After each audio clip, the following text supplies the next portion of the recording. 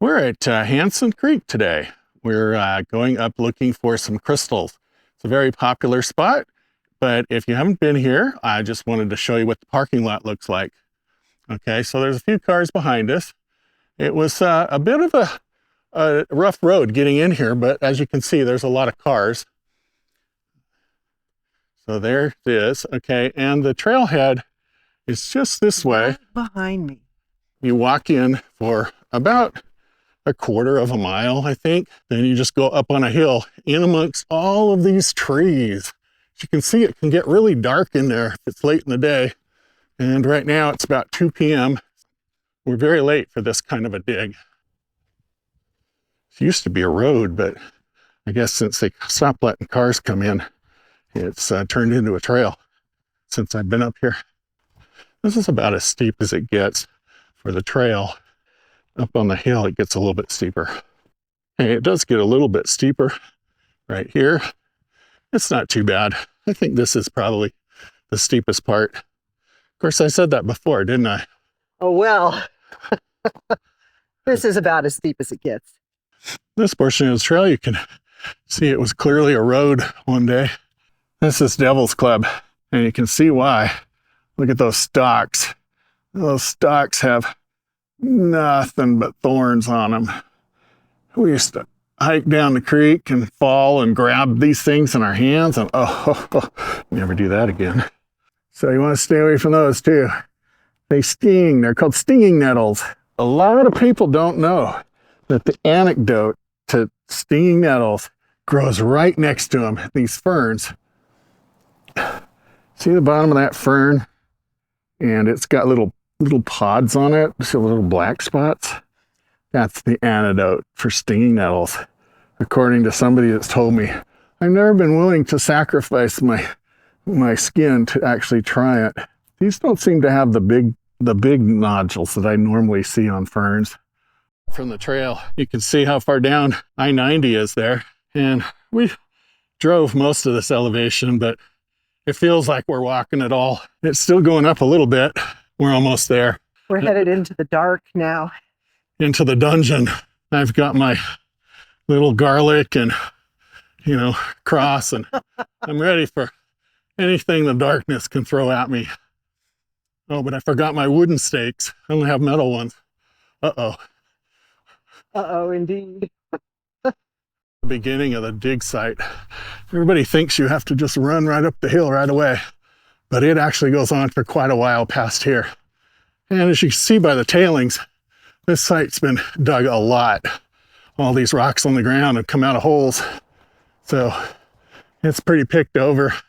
You don't really want to dig under the tree stumps either, like these people have done. That's a really hard work.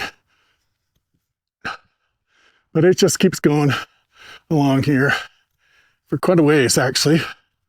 As you can tell, the trail is pretty worn. A lot of people have kept coming up higher. Okay, we're pretty sure this is the right spot because somebody left an X. X marks the spot. Or maybe not. Pretty dug up. Really dug up. We've left the main trail. But you can see how steep it is trying to come up here. It's really steep. This is where it gets pretty tough. See, this tree is about level. Oh, there.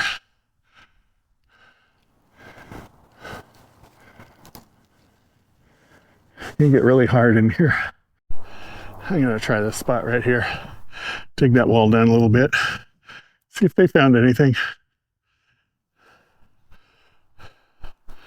There's Elizabeth. So I dug this little edge, just a little ridge somebody left, and I found a few real small ones, and then I found this one. So this would be considered a big one for my finds. There's bigger ones up here, but this is, I think, my biggest one to date. Hard to see. We're losing light fast here.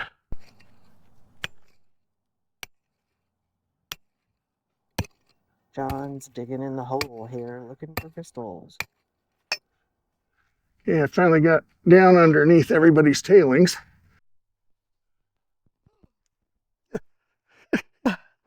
Please don't do On camera, that'd be even better. Oh, it'd be terrible. Okay, what'd I do for art? Damn near fell down this hill. Let me show you the hill.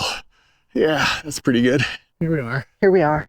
Now the GoPro makes it look like it's bright sunlight out here. Really, it's pretty darn dark. It's very dim. We're kind of digging in the dark with headlamps.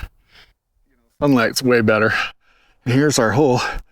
And what's left of you it. can't tell because I filled it in, but it's 4 feet wide and 5 feet high at the far side. And Elizabeth found the best one by far. We'll see when we get back and get it washed. 100 times better than mine. Got way better luck than I do. I get tired. Okay, so Hansen Creek.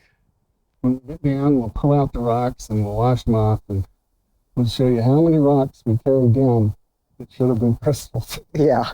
It's a good idea if you come up here, plan to be here by noon, okay, on the hill by noon.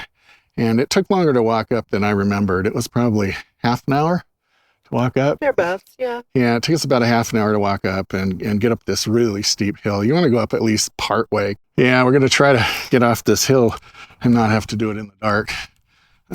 But it's really, really steep down there. And we're just going to pick our way down real slow. It's, I don't even know how far down the trail is anymore. I've lost track.